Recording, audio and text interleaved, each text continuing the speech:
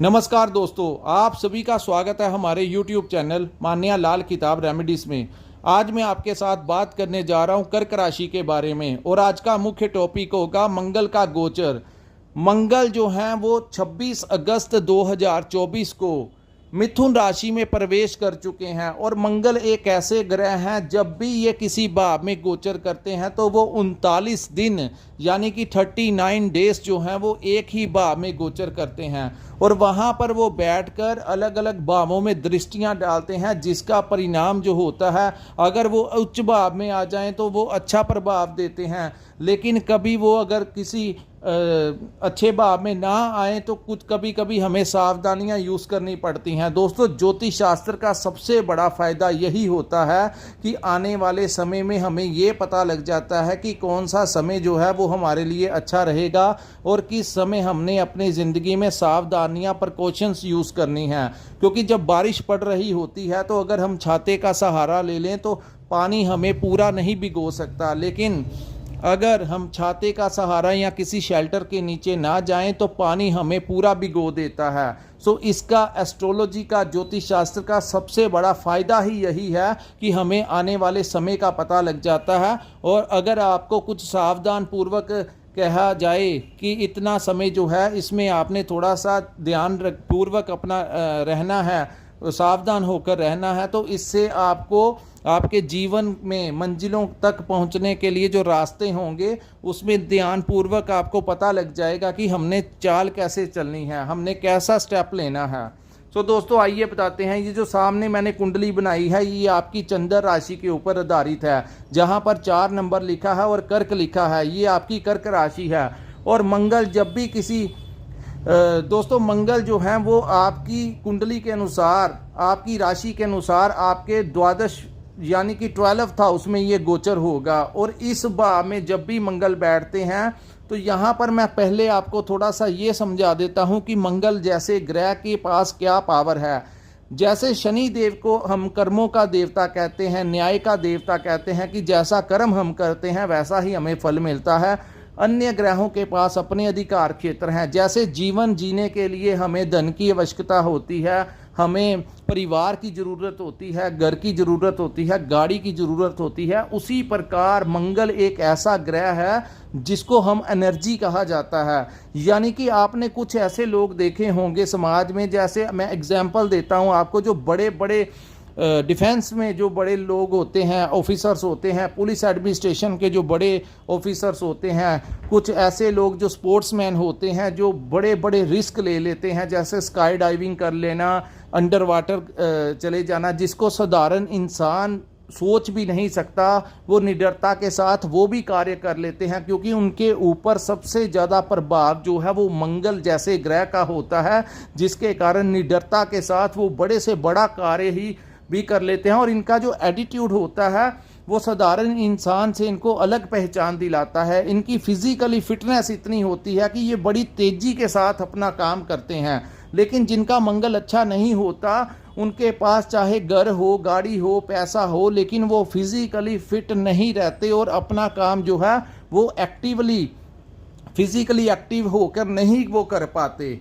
सो इस इतना ज़्यादा प्रभाव जो है वो मंगल जैसे ग्रह है।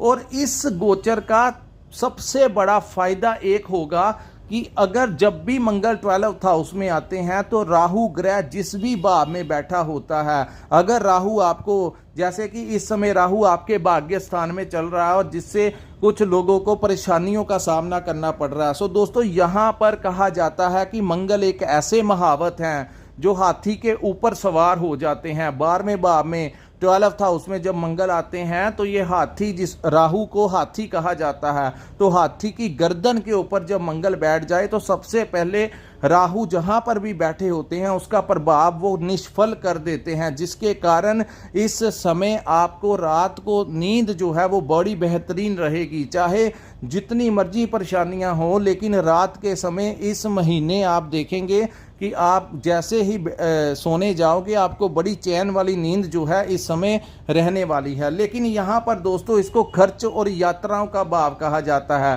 सो मंगल जब यहाँ पर आएंगे तो बेमतलब के खर्च जो हैं वो आपके एक्सेस में होने वाले हैं। सो आपने इन चीज़ों का ध्यान रखना है कि धन का बेफजूल में खर्च नहीं करना। यहाँ पर किसी ना किसी रूप से वो आपको बेवजह से खर्च करवाते हुए नजर आएंगे और इस समय आपको अपनी यात्राओं का थोड़ा सा ध्यान रखना है। जितना अवॉइड कर सकें उतना ही अवॉइड कीजिए, क्योंकि शनि की एक दृष्टि जो है वो मंगल के ऊपर पड़ेगी, पंचम दृष्टि, जिसके कारण आप अगर यात्रा करेंगे तो वहां में कुछ ना कुछ प्रॉब्लम आपको आ सकती है। सो जितना अवॉइड कर सकते हैं उतना ही अवॉइड कीजिए।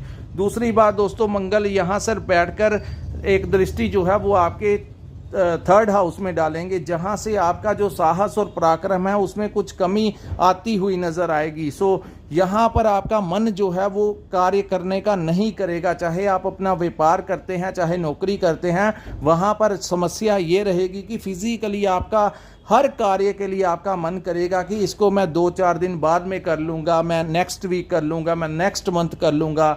यानी कि बॉडी जब एनर्जी देती है तो इंसान आज का काम आज के ही दिन करता है, लेकिन जब बॉडी एक्टिव नहीं होती तो उस समय इंसान जो है हमेशा अपने काम को पेंडिंग में करता है। सो यहाँ पर मैं आपको यही एडवाइस दूंगा कि जो भी काम आपका हो, इसके प्रभाव से आपने अगर बचना है तो अपने कार्य को पेंडिंग में मत डालिए। यही तो ग्रह करवाना चाहते हैं। और जो लोग कर्म के ऊपर विश्वास रखते हैं, अगर आप मन टिकाकर अपने कार्य को टाइम के अनुसार करेंगे तो ये इतना ज़्यादा प्रभाव जो है वो उसका कम हो जाएगा। सो आप लोग फोकस कीजिए अपने काम के ऊपर। हार्ड वर्क जो है वो पे हमेशा करता है। यहाँ पर दोस्तों थोड़ा सा ध्यान रखना, अपने भाइयों के साथ कोई मन मुटाव आपका हो सकता है, किसी मित्र के साथ आपका मन मुटाव हो सकता है। सो यहाँ पर कोई भी बातचीत करने के दौरान उनके साथ आपने कुछ अपशब्दों का इस्तेमाल नहीं करना। अगर रिलेशन में कुछ ऐसी समस्या आती भी है तो आपको ये इस वीडियो के माध्यम से मैं यही गाइड करूंगा कि मंगल की वजह से, ग्रहों की स्थितियों की वजह से ऐसी समस्या आई है, टाइम निकल जाएगा और सब कुछ ठीक हो जाएगा। सो फिलहाल आपने इन चीज़ों को कैसे हैंडल करना है वो आप इस वीडियो के माध्यम से आपको कम से कम ये पता लग जाएगा कि ऐसी सिचुएशन आएगी तो हमने कवर अप कैसे करना है। तीसरा दोस्तों, मंगल की एक दृष्टि जो है वो आपके छठे भाव में पड़ेगी, जिसको रोग, कर्ज और शत्रुओं का भाव कहा जाता है। तो यहाँ पर सबसे ज़्यादा प्रॉब्लम ये आ गई कि कोई ना कोई छोटी मोटी सेहत से संबंधित कोई परेशानी आ सकती है।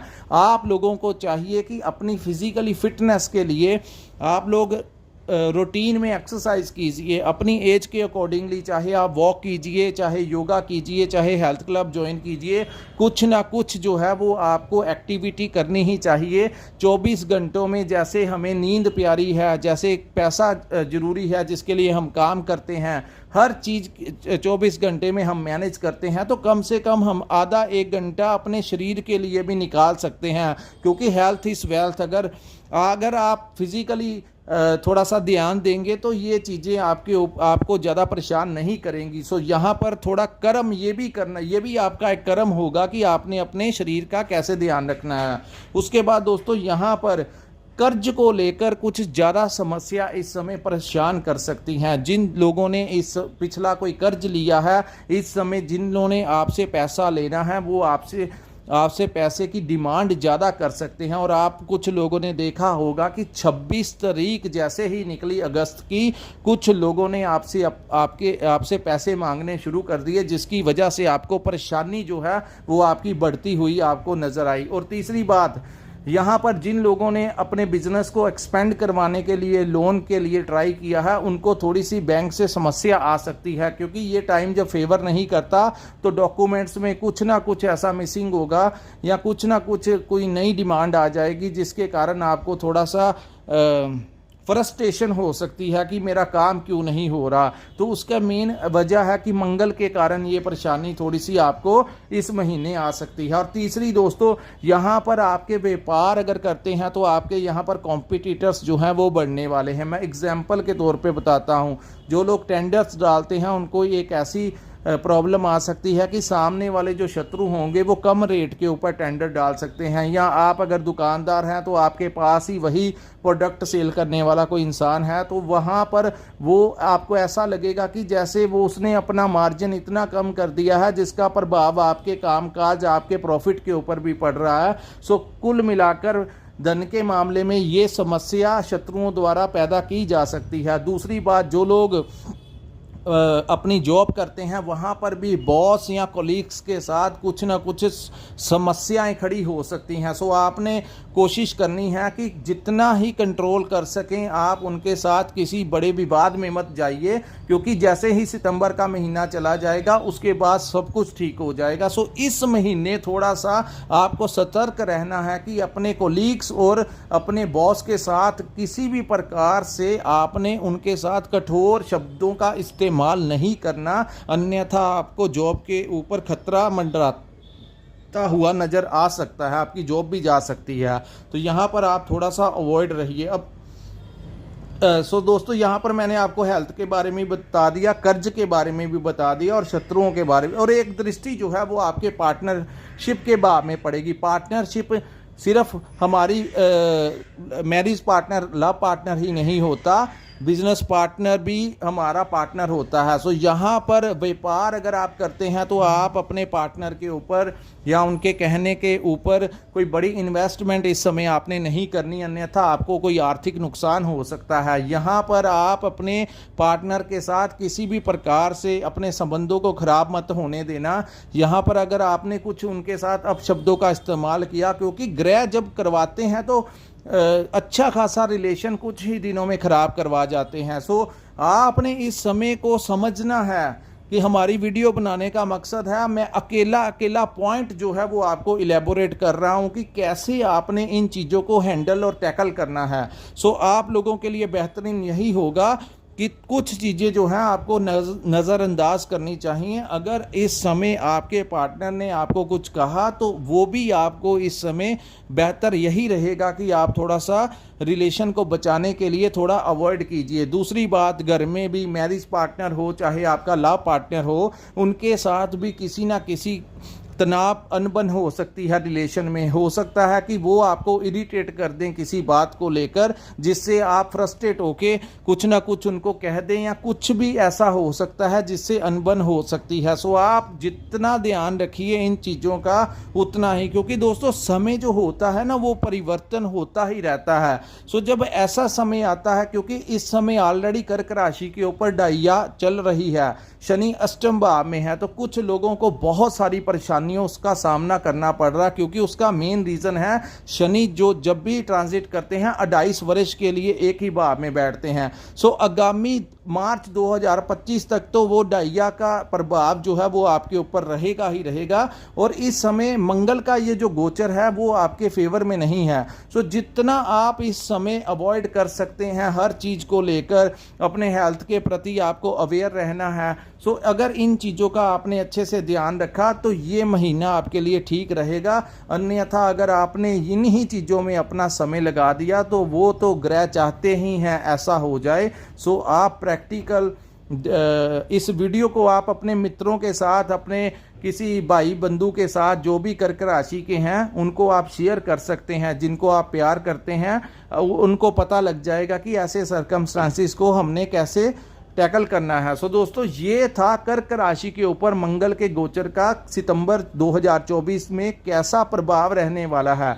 अगर आपको हमारा ये वीडियो अच्छा लगा हो तो कृपया इस वीडियो को लाइक कीजिए, हमारे चैनल को सब्सक्राइब कीजिए, और बड़ी मेहनत के साथ हम आपके लिए ये वीडियो लेकर आते हैं, घर बैठे आपको जानकारी प्रोवाइड करवाते हैं। सो नीचे कमेंट सेक्शन में कमेंट कर जरूर बताया कीजिए कि आपको ये हमारा वीडियो कैसा लगता है। जब आप हमें कमेंट करते हो तो हमें इंस्पिरेशन मिलता है कि हम आपके लिए कोई ना कोई नई जानकारी जो है वो ऐसे ही लेकर आते रहें। सो दोस्तों, जिन्होंने ये था मंगल ग्रह के बारे में क्या प्रभाव होगा। अगर आपने अपनी कुंडली का विश्लेषण करवाना होगा, जैसे कि आपके पास अगर अपना डेट ऑफ बर्थ और टाइम है, तब ही आप हमारे साथ संपर्क कीजिए।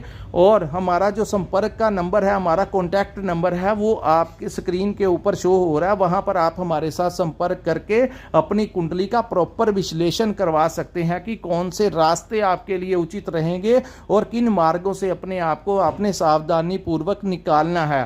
सो दोस्तों, इसी के साथ इस वीडियो को मैं विराम लगाता हूँ। नमस्कार, जय माता दी।